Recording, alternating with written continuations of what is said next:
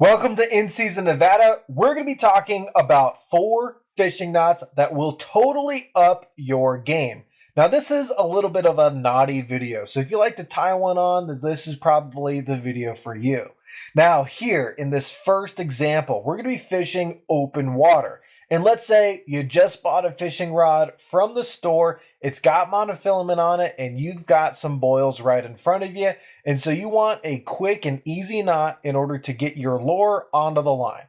Well, the trialing knot is the absolute first knot that you must master as a beginner fisherman because you're going to be tying it over and over and over again, especially if you use lures.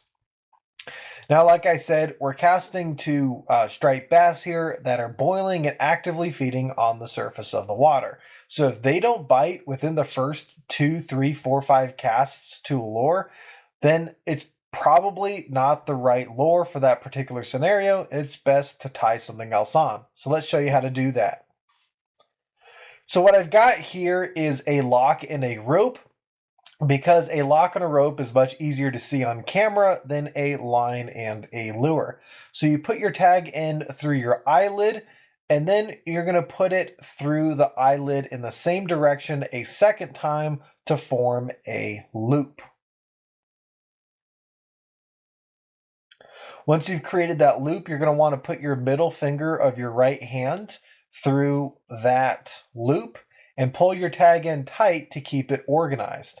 Now you're going to wrap the tag end around the main line to create 2 legs. About 6 or 7 wraps is usually good for light line. Since this is thick rope, I'm only doing about 3 wraps for each of these knots.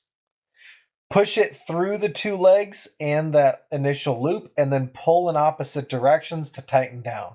Make sure you lubricate your lines when you're using fishing line, because as you can see with dry rope here, this is very difficult for this knot to cinch down. So hopefully it cinches down a lot easier for you when you use lubricated fishing line. You could use spit or saliva from your mouth. All right, example number 2 here. We are fishing in some thick, heavy cover with a swim bait or a crankbait. Our strategy in order to get a bite here is to actually try to bounce the bait off of those weeds, so that way that fish thinks that that is a wounded and desperate fish trying to get away, and it can actually trigger the fish to bite. Now, the consequence of this is our lure is most likely going to get stuck in the weeds at least a few times during the day. And so what we're going to want is some thick line, or some really strong line that's really thin actually, that can saw through the weeds and actually help us retrieve our lure. In order to do that, we're going to upgrade from monofilament to braided fishing line, and because we're using braided fishing line, we must change the way we tie our knots, because braid interacts differently with itself than monofilament does. That's the easiest way to explain it. So what we're going to be doing is putting the line through the loop just one time. Line through the eyelid one time. And then we're going to be doubling that tag end over, so we have a tag end and a double tag end, and it will form a Z shape. You hold that Z shape with each of your middle fingers, wrap that double tag end around about 6 or 7 times, and then you're going to pull it through those 2 legs at the bottom, and then up through that loop at the top. And what you're going to do is you're going to pull the lure and the main line and the tag end at the same time. Once it's cinched down, you're going to release the tag end and slip the knot down to the lure. All right, this is a complicated setup here. We've got a connector knot, what I like to call a super square knot, with some monofilament line, with a dropper loop and a lure attached to the dropper loop.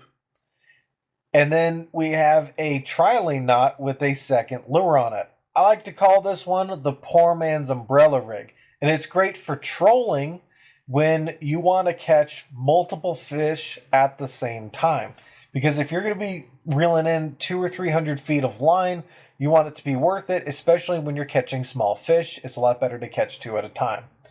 So the first knot we're going to tie is a square knot. We just simply put a twist in the line, hold the line together, and then feed it through that loop. And I'll show you up close what the square knot is supposed to look like.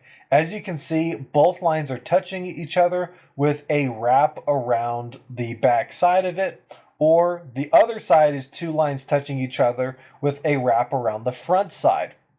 And only the square knot is in this shape. It's like a very unique shape. So if you see a knot that's in that shape, it's some version of a square knot.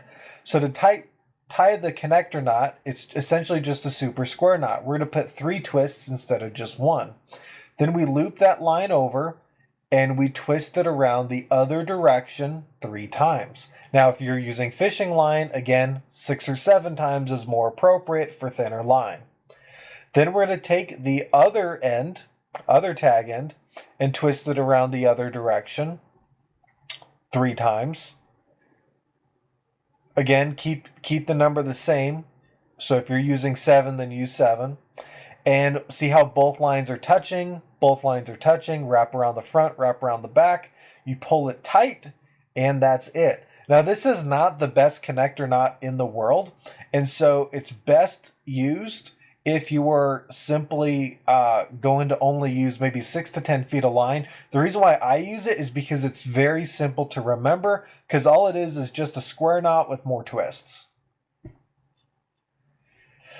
All right, this next knot that we're going to learn is the dropper loop. Now, what we're going to do is we're going to tie on our lock, which is our lure.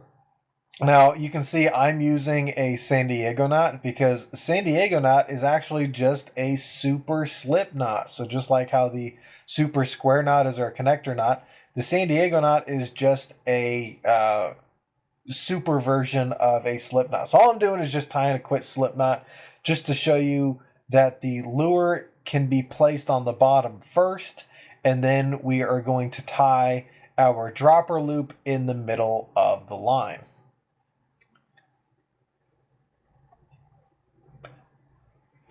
So in order to tie our dropper loop, anywhere from 8 to 18 inches, depending on the situation, is pretty appropriate. But we're going to start off by just making a big loop in the line. And you're going to want to oversize it because that loop is going to get smaller and smaller as we tie this knot.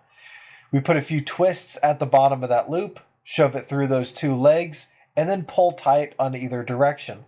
Of course, always lubricate all of your knots. And do you see how much that loop shrunk? Yes, that's why we must always make our loop much bigger than you think in the very beginning. Now what I'm simply going to do is I'm going to untie that lock so that way I can show you how you would attach your lure to that loop, because a lot of people would say, well, now I've got a loop in the middle of the line. How am I going to get the lure attached to that loop? And it's really simple. You just shove that loop through the eyelid and then wrap that loop around the lure and pull it back up to itself, and it'll cinch down, and that will secure your lure. Now keep in mind, a dropper loop is always less strong than your actual line strength. So you have to loosen your drags, and this is only used for catching smaller fish than what your setup is designed for.